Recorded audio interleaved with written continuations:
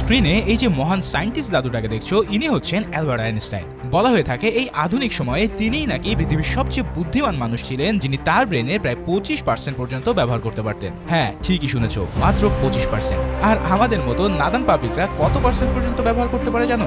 মাত্র 10%। তাহলে একবার চিন্তা করো, যদি কেউ আমাদের মস্তিষ্কের 100% ব্যবহার করতে পারতো, তাহলে সে কোন লেভেলের বুদ্ধিমান হয়ে যেত।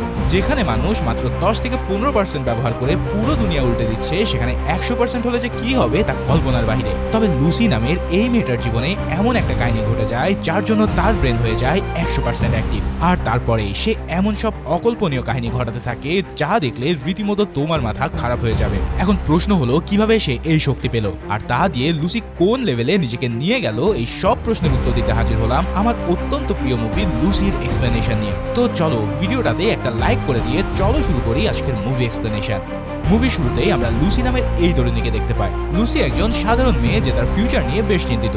বর্তমানে লুসির জীবনে আছে রিচার্ড নামের এই ছেলেটা, যে গত 7 দিন ধরে তার সাথে ডেট করছে। তো একদিন রিচার্ড লুসিকে একটা রহস্যজনক ব্রিফকেস দিয়ে জানায় যে সে যেন এটা একটু কষ্ট করে হোটেলে গিয়ে মিস্টার জ্যাং নামের লোকটাকে ডেলিভারি দেয়। তার নাকি বিশেষ কোনো এক অসুবিধার কারণে সে নিজে এই ডেলিভারিটা দিতে পারছে না। এই সব শুনে লুসির কেমন যেন সন্দেহ শুরু হয়। সে জানতে চায় যে আগে বলো, এখানে কি এমন আছে যে তুমি এমন করছো?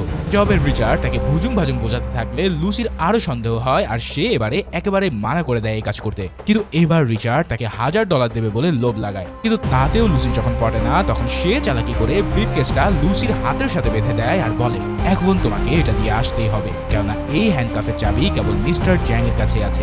এই দৃশ্য দেখে লুসি এবার ভীষণ ভয় পেয়ে যায়। সে বুঝতে পারে যে বড্ড বাজেভাবে সে তার সাথে ফেসে গেছে। তাই বাধ্য হয়ে সে ওই হোটেলের ভিতরে যায় আর মিস্টার জ্যাংকে খুঁজতে শুরু করে। এরপর রিসেপশনিস্ট মিস্টার জ্যাংকে ফোন করে নিচে আসতে বলে। কিন্তু এবার ঘটে এক ভয়ানক ঘটনা। মিস্টার জ্যাং এর লোকরা এসে প্রথমেই গুলি করে মারে রিচার্ডকে। এই দৃশ্য দেখে তো লুসি পুরো ভয়ে কাঠ হয়ে যায়। সে কিছুই বুঝে ওঠার আগে লোকগুলো লুসিকে টেনে হেঁচড়ে নিয়ে যায় এক রুমে। ঠিক এই রুমের ভিতরে দেখা যায় মিস্টার জ্যাংকে, যে কিনা ঠান্ডা মাথায় দুজনকে কোপাকুপি করতে ব্যস্ত ছিল। সেখানে চারিপাশে রক্ত দেখতে পেয়ে লুসি তো মনে মনে দোয়া দুরুদ পড়তে শুরু করে। এদিকে মিস্টার জ্যাং আবার ইংরেজি জানতো না, তাই সে একজন ট্রান্সলেটরকে কল দিয়ে লুসির সাথে কথা বলতে শুরু করে। প্রথমে জ্যাং তাকে প্রশ্ন করে যে এই ব্রিফকেসে কি আছে। জবের লুসি বলে, ভাই আমি সত্যিই জানি না এখানে কি রয়েছে। কিন্তু জ্যাং তাকে কিছুতেই বিশ্বাস করে না। তাই তো সে এই ব্রিফকেসের পাসওয়ার্ডটা তাকে লিখে দিয়ে এটা ওপেন করতে বলে। এখন যদি এর মধ্যে বোম থাকে তাহলে লুসি তো পুরোই কর। এখন সেই পাসওয়ার্ড দিয়ে জ্যাং আর তার সঙ্গীরা বাইরে অপেক্ষা করতে থাকে। এই সব দেখে লুসিও বুঝতে পারে যে তার জীবনের 12টা অলরেডি বেজে গেছে, কিন্তু এখন তার হাতে কিছুই করার নেই। শালার 7 দিনের প্রেম যে তাকে এই মরণ খেলায় নিয়ে আসবে, সেটা সে কল্পনাও নিয়ে আসতে পারেনি। তাই তো বাধ্য হয়ে সে ওই পাসওয়ার্ড দিয়ে ব্রিফকেসটা ঈশ্বরের নামে খুলে ফেলে। আর তখনই দেখা যায় সেখানে বোম টোম কিচ্ছুই নেই, বরঞ্চ যা আছে সেটা হলো গাঢ় নীল রঙের কোন একটা বস্তু। দূর থেকে জ্যাং যখন তাকে প্রশ্ন করে বলে যে এই ব্রিফকেসে কি আছে, তখন লুসি জানায় নীল রঙের কিছু জিনিস। আর এটা শুনে জ্যাং হাসি মুখে আবার রুমে ফিরে আসে। এবার মিস্টার জ্যাং একটা নেশাসক্ত হিরোইনচিকে সেখানে হাজির করায়। এরপর সে ওই নীল রঙের কেমিক্যালটা থেকে মাত্র কয়েক ফোঁটা সেই হিরোইনচিকে ইনহেল করতে বলে। এবার সেই কেমিক্যালটা যখন ওই লোক ইনহেল করে, তখন এই মরা ধরা লোক যেন পুরোই তাজা হয়ে ওঠে। এই সব দেখে মিস্টার জ্যাং বুঝতে পারে যে না, রিচার্ড তাকে ধোঁকা দেয়নি। সে তাকে একদম অরিজিনাল CPH4 ড্রাগসটা নিয়ে এসেছে। হ্যাঁ, এই ড্রাগসটার নাম হলো CPH4, যেটাকে বলা হয় কোকেনের চেয়েও 1000 গুণ পাওয়ারফুল ড্রাগস। যাই হোক, সব দেখে লুসি ভাবে তার কাজ তো শেষ, এখন হয়তো তাকে ছেড়ে দেওয়া হবে। কিন্তু জ্যাং তাকে জানায় যে না পিচ্চি মেয়ে, এখনো তোমার বহু কাজ বাকি। আর এই কথা বলেই তাকে এক ঘুষি দিয়ে অজ্ঞান করে ফেলা হয় নতুন এক মিশনের জন্য। এভাবে পাঁচ খেয়ে অজ্ঞান লুসির ঘুম ভাঙে পরের দিনে। এবার সে ঘুম থেকে উঠে ঠিকই, কিন্তু এইখানে দেখা যায় যে তার পেটের নিচে ব্যান্ডেজ করা। লুসি ভাবতে থাকে যে এই মাফিয়ারা হয়তো তার কিডনি বের করে বাজারে বিক্রি করে দিয়েছে। কিন্তু এই ধারণা ভুল প্রমাণ হয় তখন যখন এক টপ লেভেলের সার্জন তাকে সব খুলে বলে। সেই ডক্টর তাকে জানায়, আমরা তোমার কিডনি মিডনি খেয়ে দিইনি, আমরা জাস্ট এক প্যাকেট CPH4 ড্রাগস তোমার তল পেট কেটে ঢুকিয়ে দিয়েছি। চিন্তা করো না, আমি খুব ভালো করে সেলাই করে দিয়েছি যাতে তোমার পেটে কোনো দাগই না পড়ে। আসলে এই CPH4 ড্রাগস এতটাই ভয়াবহ ছিল যে সেটাকে নর্মাল ড্রাগসের মতন স্মাগলিং করা যেত না। তাই শুধু লুসি নয়, এমন অনেক মানুষের পেট কেটে তাদের পেটের মধ্যে সেই ড্রাগস ঢুকিয়ে বাজার করা হতো পুরো পৃথিবী জুড়ে। আর এই মেথডে তাদের এয়ারপোর্টে ধরা খাওয়ার চান্সও একদম থাকতোই না। তার মানে এখন লুসিকেও এই কাজ করতে হবে একদম বাধ্য হয়ে।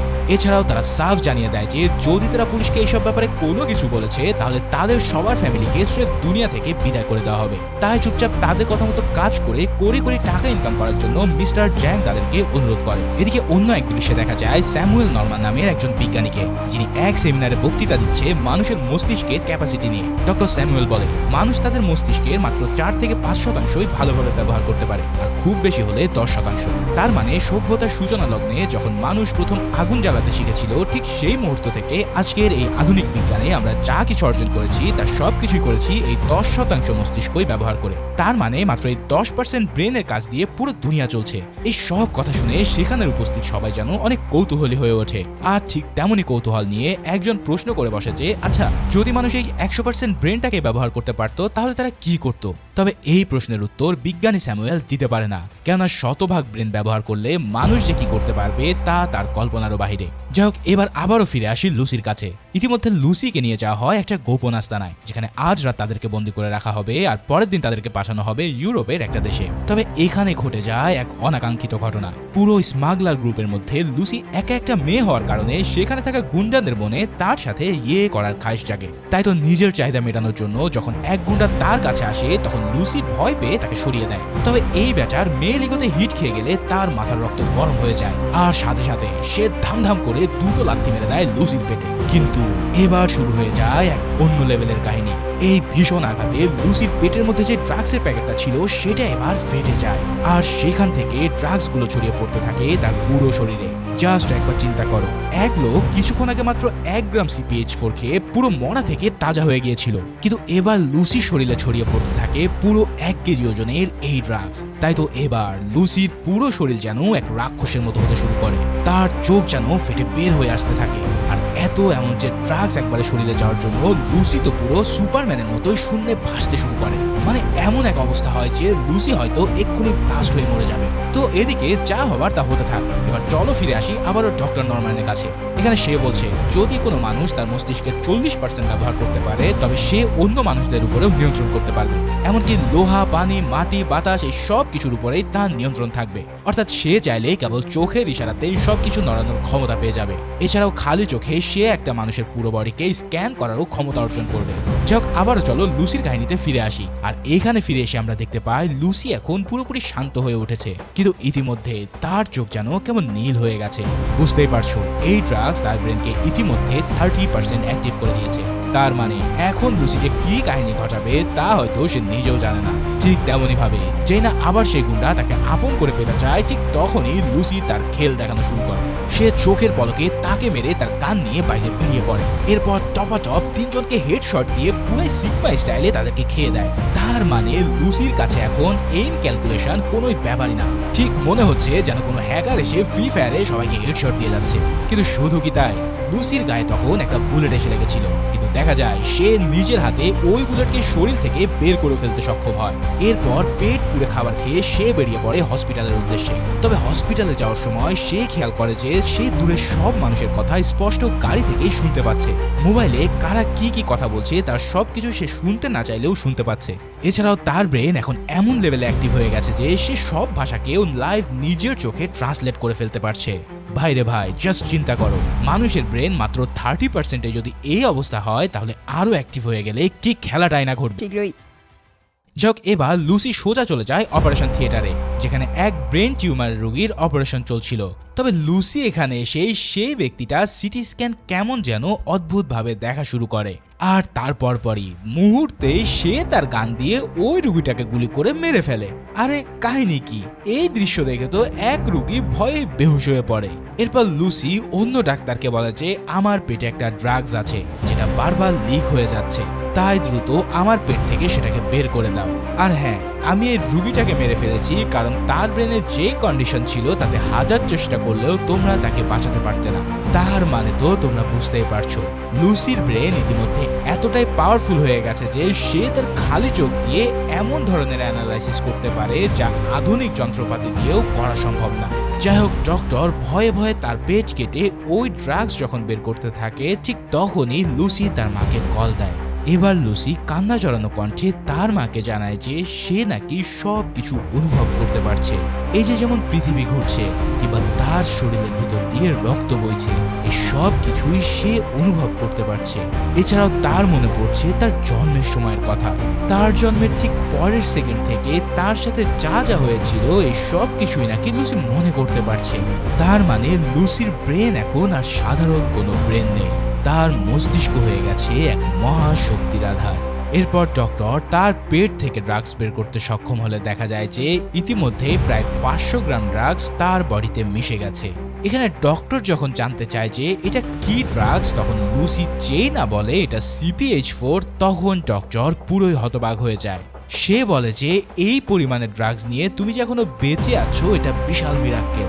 এছাড়াও সে বলতে শুরু করে যখন একটা মেয়ে প্রেগনেন্ট হয় তখন তার ভ্রূণকে পাওয়ার জোগাতে এই CPH4 মানুষের বডিতে উৎপন্ন হয় মাত্র কয়েক মিলিগ্রাম। এখন সেই কয়েক গ্রাম CPH4 এর শক্তি দিয়েই তৈরি হয় মানুষের হাড়, হৃৎপিণ্ড, ব্রেন সহ সবকিছু।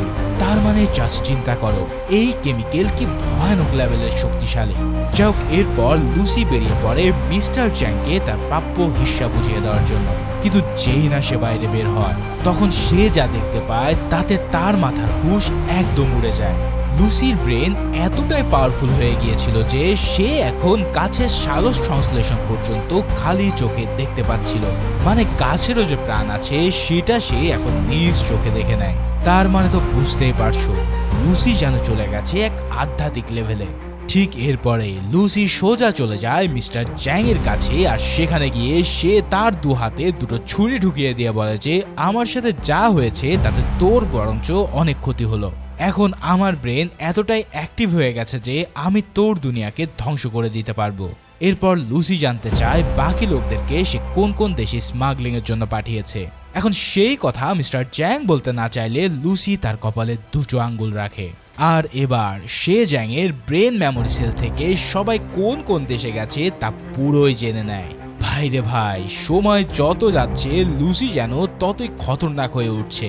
যাই হোক, এরপর লুসি চলে যায় তার প্রিয় বান্ধবীর বাসায়, আর সেখানে গিয়ে লুসি যখন তাকে হাগ করে তখনই সে যেন অদ্ভুত কিছু ফিল করতে পারে। আসলে লুসি এখন কাউকে টাচ করলেই বুঝতে পারে যে তার ভিতরে কোনো রোগ আছে কিনা। এরপর লুসি তার ল্যাপটপ নিয়ে কি যেন রিসার্চ করতে থাকে।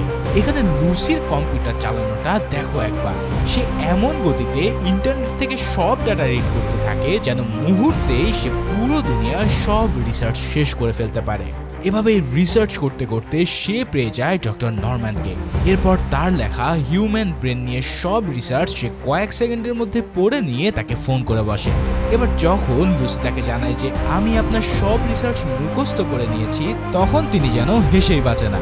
এছাড়াও নরম্যান ভাবতে থাকে যে কেউ হয়তো তাকে প্র্যাঙ্ক কল করেছে। কিন্তু লুসি যখন তার রিসার্চের কিছু লাইন কোন বইয়ের কোন পৃষ্ঠায় আছে তা বলে দেয়, তখন নরম্যানের চোখ কপাল উঠতে থাকে। এখানে লুসি সাফ জানিয়ে দেয় যে একটা ড্রাগসের কারণে তার ব্রেনে 40% সেল অ্যাক্টিভ হয়ে গেছে এবং গত কয়েক ঘন্টায় লুসির সাথে যা ঘটেছে তার সবকিছু সে নরম্যানকে জানায়। এই সব শুনে নরম্যান তো প্রথমে বিশ্বাসই করতে চায় না, কিন্তু লুসি যখন তার ব্রেন পাওয়ার দিয়ে নরম্যানের টিভির স্ক্রিনে এসে হাজির হয় তখন সে পুরোই ভরকে যায়। তার মানে লুসি এখন চাইলেই যে কোনো ইলেকট্রনিক্স ডিভাইসকেও কন্ট্রোল করতে পারত। এবার সে বলতে থাকে এখন আমি কোনো ব্যথা অনুভব করি না, এছাড়াও আমার ভিতরে কোনো চাওয়া পাওয়া নেই, এমনকি আমি কোয়ান্টাম ফিজিক্স থেকে শুরু করে নিউক্লিয়ার সায়েন্স পর্যন্ত সমস্ত কিছু ব্রেনের মধ্যে স্টাডি করে নিয়েছি। সব শুনে ডক্টর স্যামুয়েল পুরোই অবাক হয়ে যায়।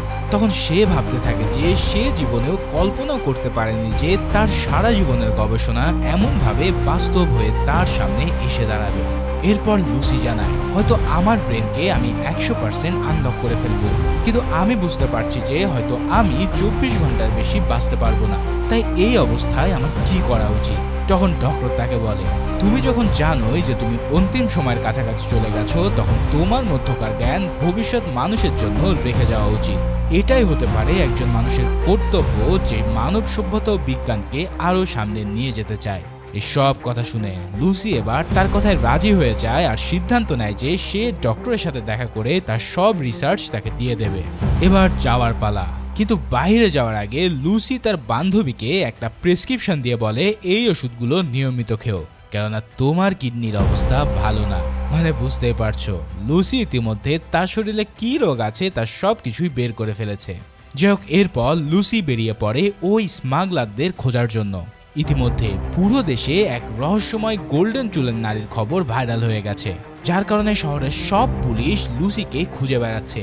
তাই তো লুসি এবার তার সেই সোনালি চুলকে নিমেষেই কালো করে সবার চোখ ফাঁকি দিয়ে দেয়। মানে বুঝতেই পারছো, এখন সে চাইলে তার শরীরকে চেঞ্জ করার পর্যন্ত ক্ষমতা চলে এসেছে।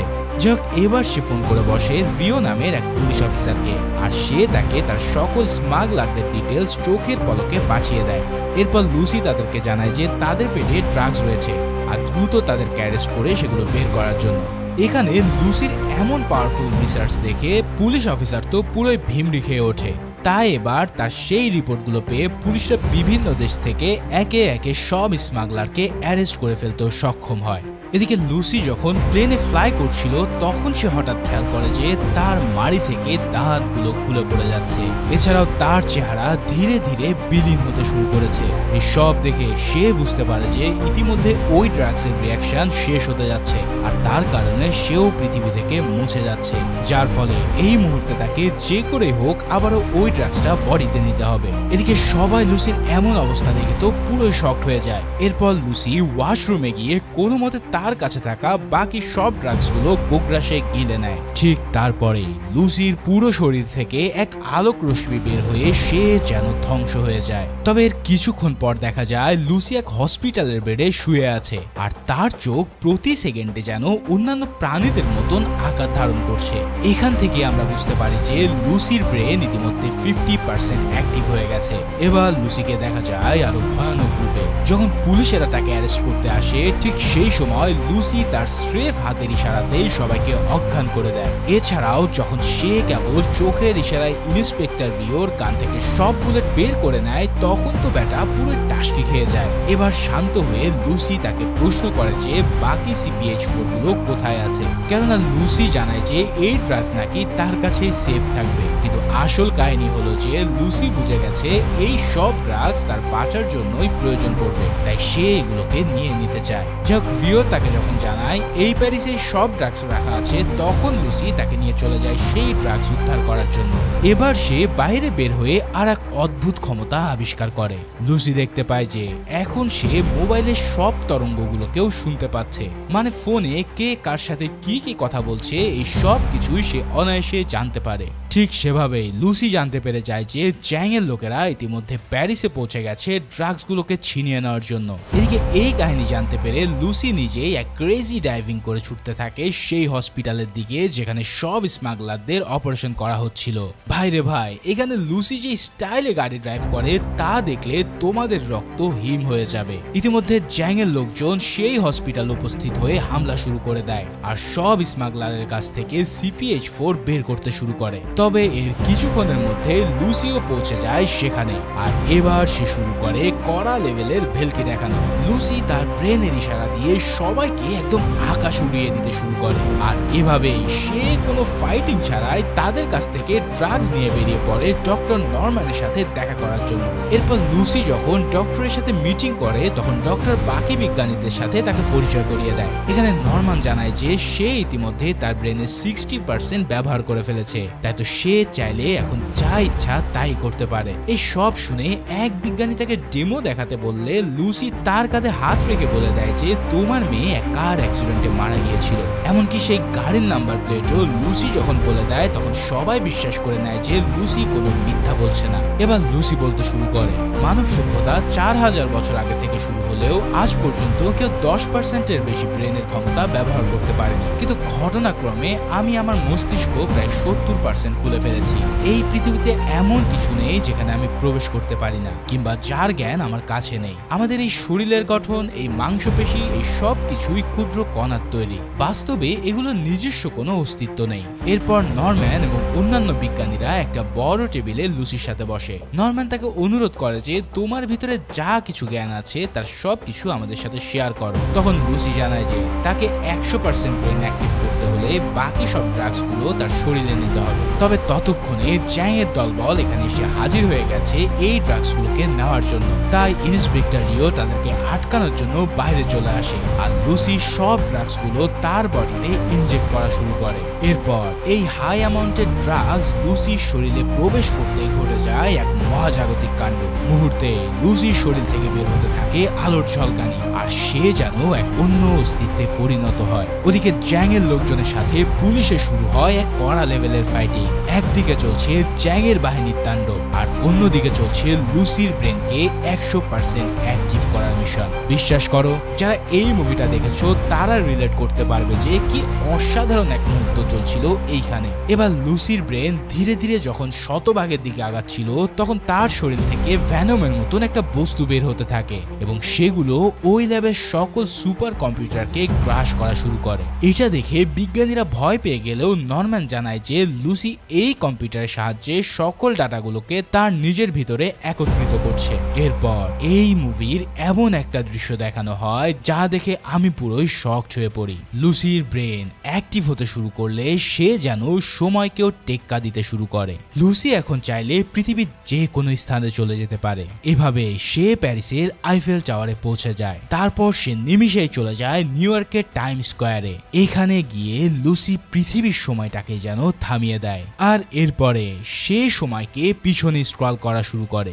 এই দৃশ্যে দেখা যায় যে আজ থেকে 100 বছর আগে এই নিউ ইয়র্ক শহর কেমন ছিল। এভাবেই টাইম পেছাতে পেছাতে লুসি চলে যায় একদম রেড ইন্ডিয়ানদের যুগে, যেখানে তার সামনে চলে আসে কয়েকজন রেড ইন্ডিয়ান শিকারী। তারপর সে টাইমকে আরো পিছনে নিয়ে চলে আসে ডাইনোসরের যুগে, যা আমরা কেবলই বইতেই পড়েছি।